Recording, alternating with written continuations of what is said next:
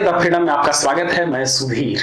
आज किस्सा चंद्रशेखर आजाद के बारे में। चंद्रशेखर आजाद यानी हिंदुस्तान सोशलिस्ट रिपब्लिकन आर्मी के प्रमुख हैं, HSRA के सेनापति।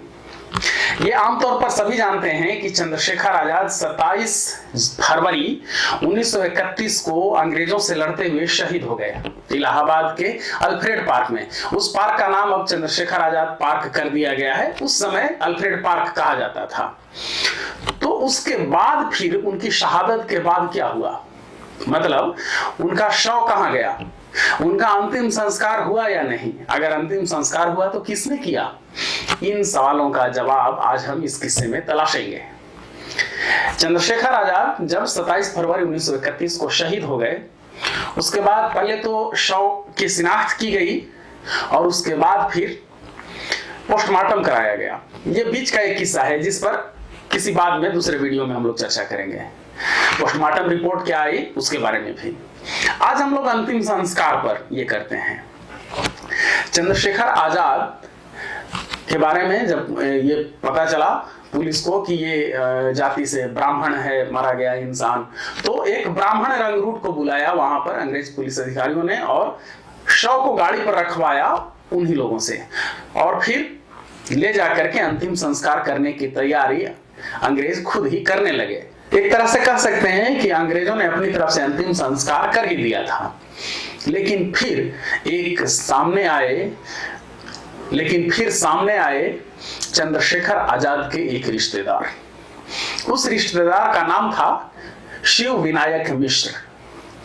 शिव विनायक मिश्र वाराणसी के रहने वाले थे। वाराणसी जिसे बनारस या काशी भी कहते हैं। ये शायद आपको पता होगा कि चंद्रशेखर आजाद बचपन के दिनों में, किशोरावस्था में कहिए, वाराणसी में रहे थे, वहां पढ़ाई की थी। वहां फिर वो असहयोग आंदोलन में भी उन्होंने भाग लिया था जिसमें उन्हें सजा मिली थी और उन्हें सजा में बेंत से पिटाई हुई थी। हर बेंत की पिटाई पर वो महात्मा गांधी जय का नारा लगाते थे। उसके बाद फिर कांग्रेस ने सम्मानित भी किया था। ये एक किस्सा है। तो बनारस में वो रह रहे थे, किशोरावस्था में रहे थे। बाद में भी फिर जब वो गुप्तावास में थे, जब काकोरी कांड हुआ था, काकोरी कांड करने के बाद फिर छिप करके काफी समय तक रहे थे, बनारस आते जाते रहते थे।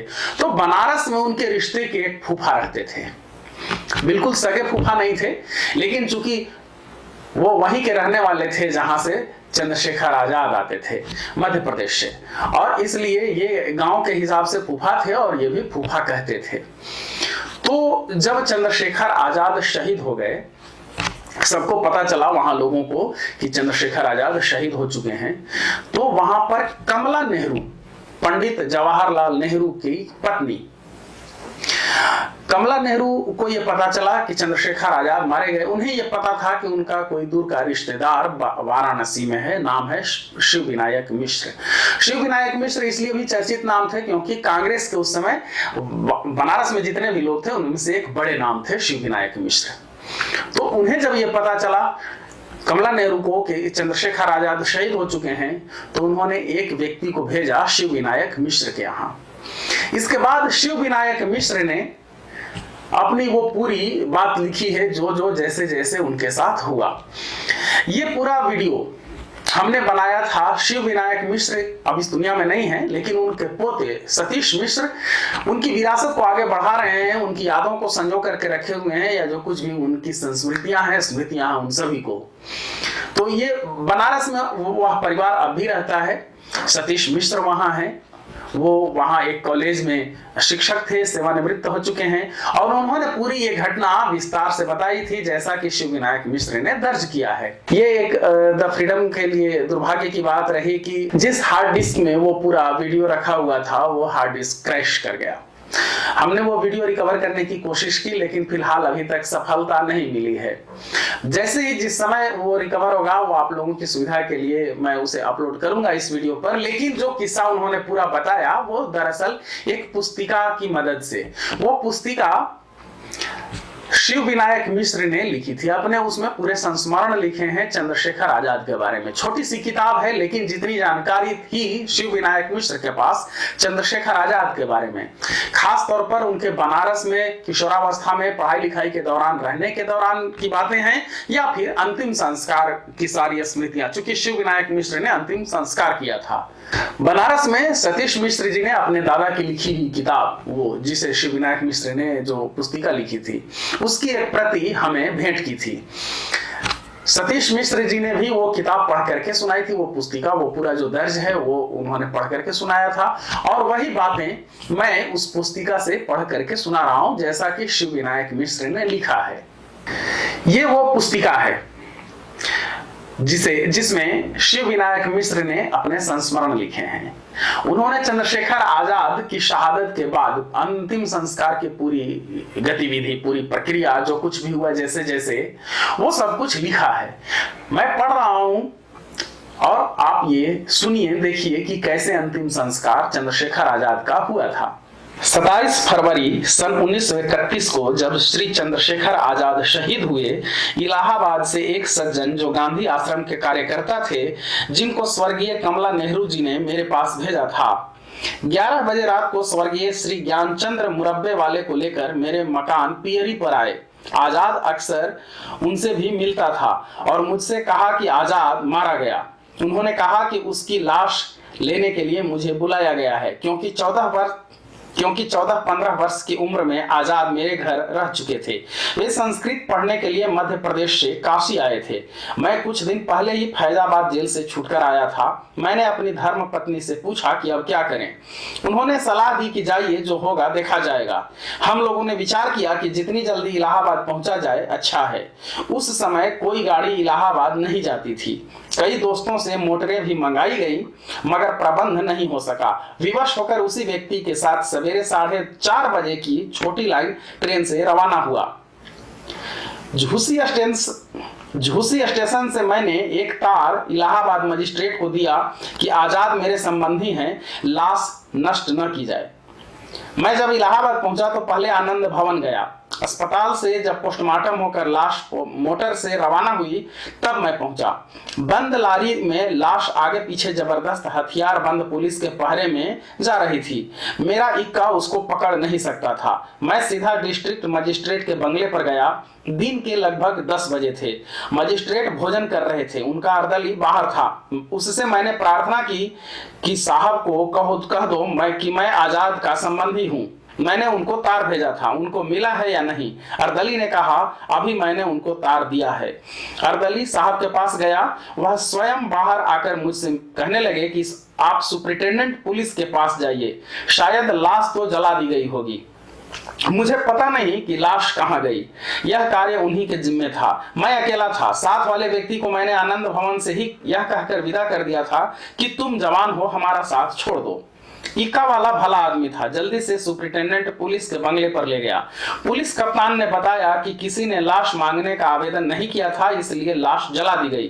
तब मैंने कहा कि अभी मैंने अस्पताल से लाश जाते देखा है। सुपरिटेंडेंट ने मुझसे बहुत वाद विवाद किया। मैंने कहा कि मैंने पाला पोसा है, हम और वह दोनों उन्नाव जिले के हैं। मेरा वह भतीजा लगता है। मुझे वह फूफा कहा करता था। इसी संबंध से आजाद से मेरा संबंध है। हम दोनों एक रक्त मांस के हैं।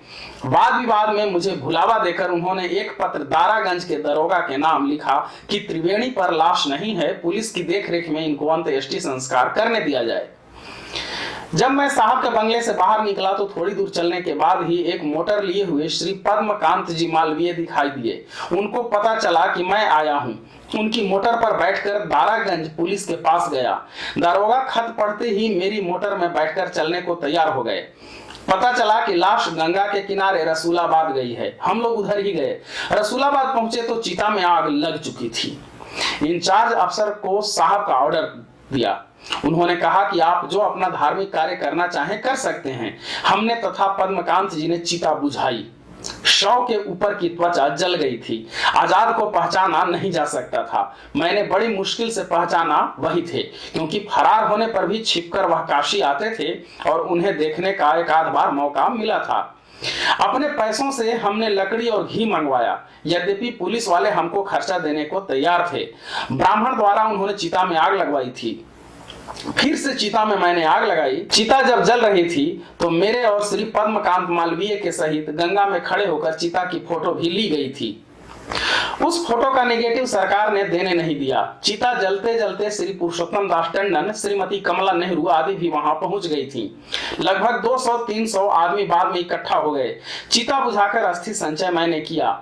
अवशिष्ट भाग गंगा जी में प्रवाह किया। सभी लोगों ने तिलांजलि दी और गंगा स्नान के बाद एक मटकी में चिता की राख और थोड़ी सी अस्थियां मैं अपने साथ लेता आया था।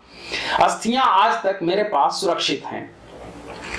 रसूलाबाद से लौटकर मैं श्री टंडन जी के साथ उनके मकान पर रहा। शहर में पूर्ण हड़ताल थी। जनता में अपूर्व उत्साह था। इलाहाबाद में लोग यही समझते थे कि गोली चलेगी। सायंकाल काले कपड़े में आजाद की अस्थियों का भारतीय भवन से चौकी पर जुलूस निकाला। श्री पुरुषोत्तम दास पार्क में श्री मोहनलाल गौतम की अध्यक्षता में सार्वजनिक सभा हुई।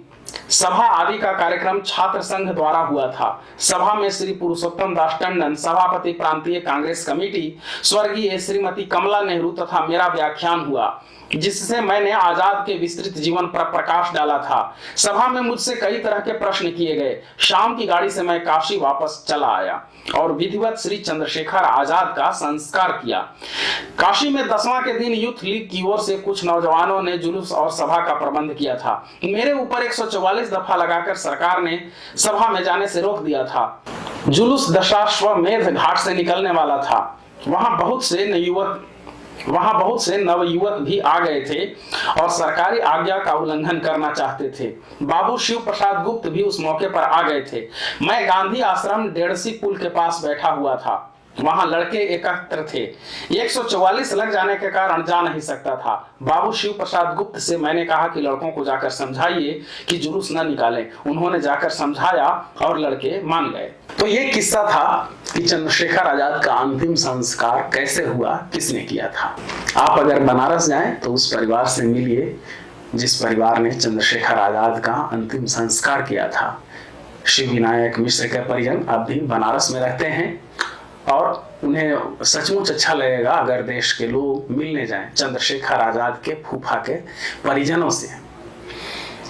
हम और इसी तरह से स्वतंत्रता सेनानियों, खासकर क्रांतिकारियों के बारे में किस्से आपके सामने उपस्थित करते रहेंगे। हमारे साथ जुड़े रहने के लिए द फ्रीडम को सब्सक्राइब करें। आप नोटिफिकेशन का बटन ऑन कर दें। इससे जैसे ही कोई नया वीडियो अपलोड होगा इसकी सूचना तुरंत आपको मिल जाएगी। इसके अलावा आप हमारे साथ फेसबुक पर भी जुड़े रह सकते हैं। हमारा पेज है न्यूज द फ्रीडम, या फिर हमारी वेबसाइट है thefreedom.news। उसके सहारे भी हमारे साथ जुड़े रह सकते हैं। धन्यवाद। जय हिंद।